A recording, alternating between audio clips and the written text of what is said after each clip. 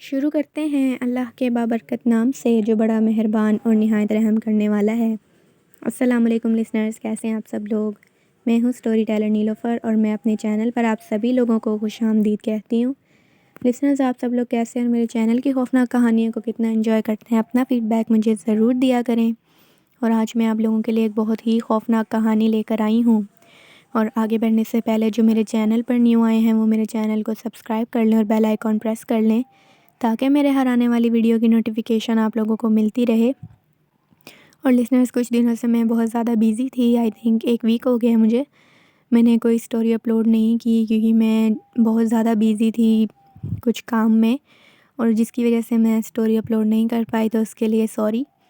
और शुरू करते हैं आज की खौफनाक कहानी। ये खौफनाक कहानी जिनकी ज़िंदगी की खौफनाक कहानी है, उनका नाम सहरिश है। और सहरिश बताती हैं कि मैं चकवाल की रहने वाली हूँ और ये कहानी जो है ये ख़ुद मेरे साथ पेश आई है। और कहानी कुछ ऐसे है कि वो सहरिश बताती हैं कि मैं जब कॉलेज में पढ़ा करती थी वहाँ पे, तो जो हमारा कॉलेज था, तो उस कॉलेज में एक बैक मतलब जैसे बैक वाला हिस्सा होता है पीछे का, वो बहुत ज़्यादा अबेंडेड था, बहुत वीरान रहता था वो वाला हिस्सा। और वहाँ पे कोई भी नहीं जाता था। हालाँकि वहाँ पे भी क्लासरूम्स थे और काफ़ी और जगह थी वहाँ पे बैठने की, ग्राउंड टाइप था थोड़ा-सा। तो लेकिन फिर भी जो टीचर्स थे वहाँ के, जो प्रिंसिपल थीं, वो वहाँ बिल्कुल भी नहीं हमें जाने देते थे। किसी स्टूडेंट को बिल्कुल इजाज़त नहीं थी वहाँ जाने की। और जो हमारी क्लासेस थी, मतलब जो हम लोग अपनी क्लासेस लेते थे, वो उस हिस्से की तरफ ही पड़ती थी क्लासेस। तो जब हम लोग क्लासेस ले रहे होते थे, कभी-कभार छुट्टी के टाइम हम लोग बैठे होते थे इंतज़ार में कि भई हम लोगों को कब हमारी वैन जो है लेने आएगी। तो तब तक हम लोग अपनी क्लास में बैठे रहा करते थे। तो हमें कभी-कभार वहाँ से ऐसे आवाज़ आती थी पीछे वाले हिस्से से, जैसे कोई झाड़ू लगा रहा है, कोई सफाई कर रहा है वहाँ पे। हालाँकि जो वहाँ हमारे कॉलेज में थे काम करने वाली जो आंटी थी, वो भी वहाँ पर नहीं जाती थी सफाई करने के लिए, उन्हें बहुत डर लगता था। और उन्होंने हमें कभी ये बताया नहीं कि उन्हें किस चीज़ से, किस बात से डर लगता है। लेकिन उन्हें बहुत डर लगता था, वो लोग नहीं जाते थे वहाँ पे और कोई भी हमें वहाँ नहीं जाने देता था। और अगर कोई स्टूडेंट वहाँ जाने की कोशिश करता था तो उसको फिर वो फ़ाइन करते थे और उसके बाद उसे पनिशमेंट भी मिलती थी। तो एक दफ़ा ऐसे हुआ कि हम लोग वैसे ही बैठे हुए थे, बातें कर रहे थे हम लोग। तो मेरी जो फ्रेंड्स थीं उन्होंने प्लान बनाया कि यार हम लोग ना कल को एक अपना पीरियड मिस करके ना हम लोग पीछे वाले हिस्से में चलते हैं और वहाँ जाके देखते हैं कि वहाँ ऐसा क्या है जो लोग वहाँ पे जाने से इतना डरते हैं और स्टूडेंट्स को जाने नहीं देते। तो मैंने उन्हें पहले मना किया। मैंने कहा नहीं, अगर हम लोगों को मतलब किसी ने देख लिया, किसी टीचर ने या किसी आंटी ने, तो प्रॉब्लम हो जाएगी, हमें पनिशमेंट मिलेगी। तो मेरी फ्रेंड्स कहने लगीं कि तुम बस डरती रहा करो, चलो ना चलते हैं वहाँ पे, किसी को पता नहीं चलेगा। ऐसे-वैसे करके उन्होंने ख़ैर मुझे मना लिया। अगले दिन फिर हम लोग जब आए कॉलेज और हम लोगों ने 1-2 पीरियड अटेंड किया, उसके बाद जो हमारे पीरियड थे हमने वो मिस किए और हम लोग छुप के वहाँ चले गए पीछे वाले हिस्से में।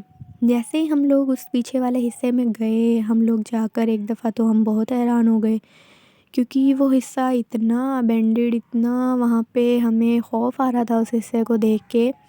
वहाँ बहुत ज़्यादा कचरा और बहुत ज़्यादा वहाँ पे जैसे एक वहशत होती है महसूस, वैसे हमें वहशत महसूस हो रही थी।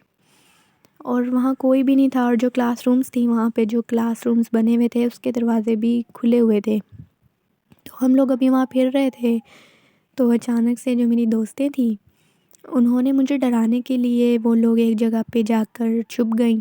और मुझे पता नहीं चला कि वो जाके छुप गई हैं, क्योंकि मैं दूसरी साइड पे मतलब देख रही थी, इधर-उधर घूम रही थी। तो जैसे ही मैंने बाहर आकर, क्योंकि मैं एक क्लासरूम में थी, तो जैसे ही मैंने बाहर आके अपनी दोस्तों को आवाज़ दी, देखा कि मेरी दोस्तें तो कहीं भी नहीं हैं, तो मैं बहुत ज़्यादा खौफ़ज़दा हो गई।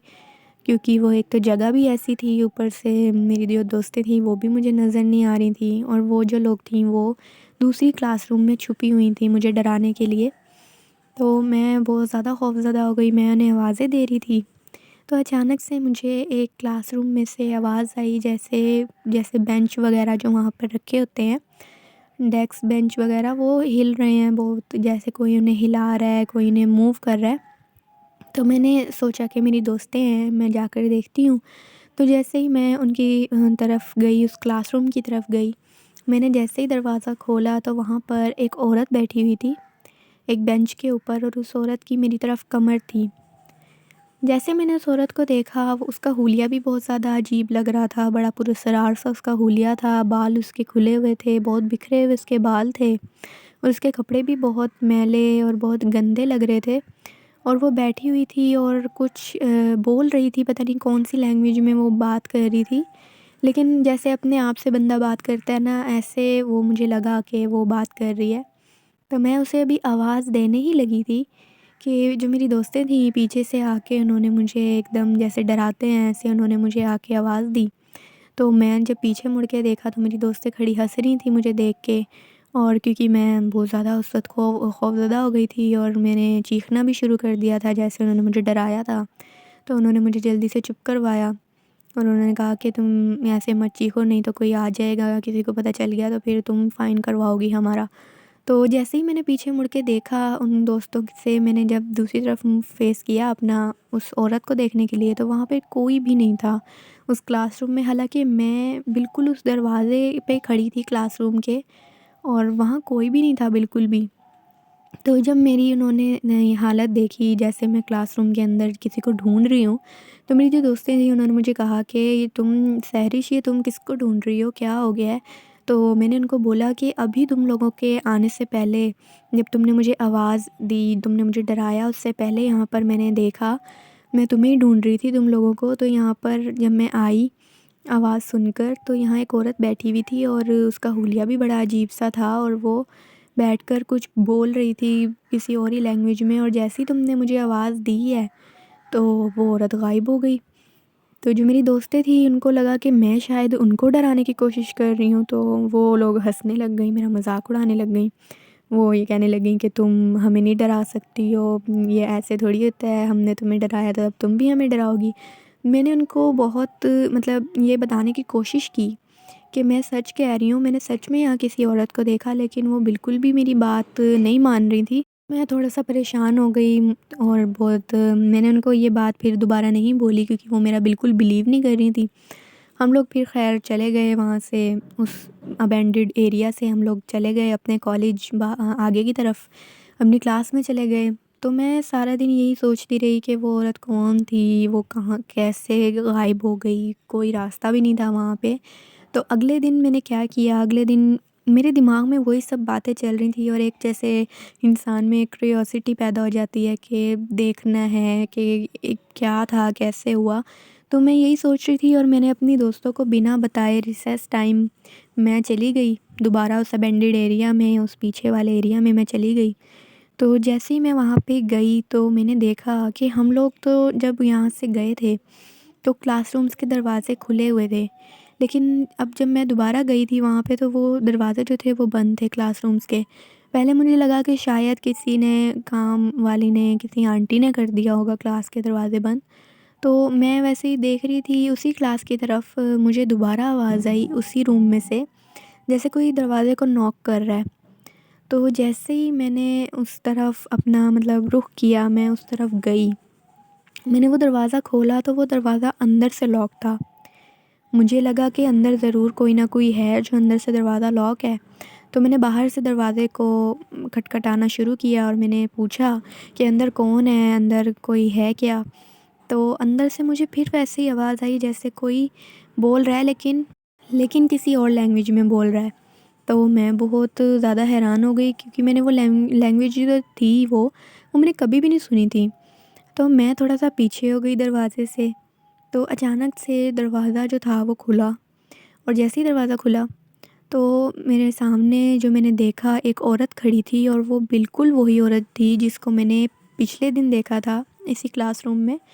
बहुत पुरस्कार उस औरत का हुलिया था, बहुत ज़्यादा, वो एकदम जैसे बहुत मैले कपड़े उसके, बहुत ज़्यादा जैसे वो पता नहीं कब से यहाँ पे रह रही है, और ऐसे मुझे फ़ील हुआ। तो मैंने उनसे बात करने की कोशिश की उस औरत से, और वो जो औरत थी वो बस मुझे देखे ही जा रही थी, बिल्कुल वो अपनी आइज़ ब्लिंक नहीं कर रही थी, और बस देख रही थी मुझे। थोड़ा-सा उस औरत से डर भी लग रहा था, क्योंकि उसका हुलिया ही ऐसा पुरस्कार था। और मैंने उससे बात करने की कोशिश की कि आप कौन हैं? आप यहाँ कैसे आई हैं? हमने आपको पहले तो कभी नहीं देखा यहाँ कॉलेज में। तो वो औरत जो थी वो खड़ी रही और मेरी किसी बात का उसने जवाब नहीं दिया। तो मुझे लगा कि शायद ये बात नहीं करना चाहती। तो मैंने सोचा कि मैं जाके प्रिंसिपल को बोलूँ कि हमारे कॉलेज में ऐसी कोई औरत है जो यहाँ पे रूम में है और आप चेक करें। तो मैं जैसे ही वापस मुड़ी और मैं जाने लगी, तो पीछे से उस औरत ने मुझे आवाज़ दी और उसने कहा, सहरिश सुनो। तो मैं बड़ा हैरान हो गई कि इसको मेरे नाम का कैसे पता है। तो मैं पीछे मुड़ी, मैंने उनसे पूछा कि आपको मेरे नाम का कैसे पता है? तो वो कहने लगी कि कल मैंने तुम्हारा नाम सुना था, जब तुम्हारी दोस्तों ने तुम्हारा नाम लिया था।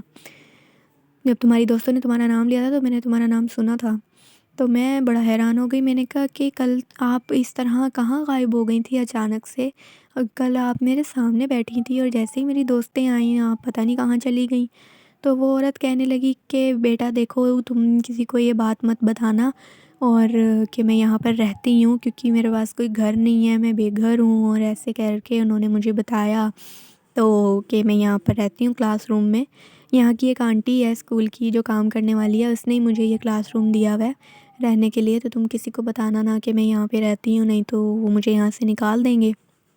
तो मैंने उन्हें कहा कि ठीक है आंटी, मैं किसी को नहीं बताऊँगी कि आप यहाँ पे रहती हो। तो वो कहने लगी कि मुझे बहुत भूख लगी है, क्या तुम्हारे पास कुछ खाने को है? तो मैं उस वक़्त जो था, मैं अपने घर से मैं वो शामी कबाब जो होते हैं वो मैं लेकर आई थी अपने लंच में रिसेस टाइम खाने के लिए। तो मैंने उन्हें कहा कि हाँ जी आंटी, मैं आपके लिए अभी लेके आती हूँ। तो मैं अपनी क्लासरूम में गई और अपनी दोस्तों को मैंने वो पूछने लगी कि तुम कहाँ गई थी? हम तुम्हारा वेट कर रहे थे। मैंने कहा कि मैं काम से गई थी किसी टीचर के, तो उन्होंने अभी मुझे काम एक दिया हुआ है, तो मैं अभी आती हूँ काम करके। तो मैं अपना लंच बॉक्स उठा के और मैं उनके पास ले आई, उस औरत के पास, और मैंने उनको वो लंच बॉक्स दे दिया। और उस औरत ने इस तरह खाया वो जो शामी कबाब मैं लेके आई थी, और साथ में रोटी भी थी, लेकिन उन्होंने रोटी को नहीं खाया, उन्होंने सिर्फ़ उस शामी कबाब को खाया जो मैं लेके आई थी। और इस तरीके से खाया जैसे कोई बहुत ही जैसे भूखा होता है, काफ़ी दिनों से जैसे कोई भूखा होता है। तो मुझे थोड़ा तरस भी आया उन पर, उनकी हालत देखकर। और थोड़ा मैं हैरान भी हो रही थी कि अचानक से ऐसे कॉलेज में क्या ये हो रहा है।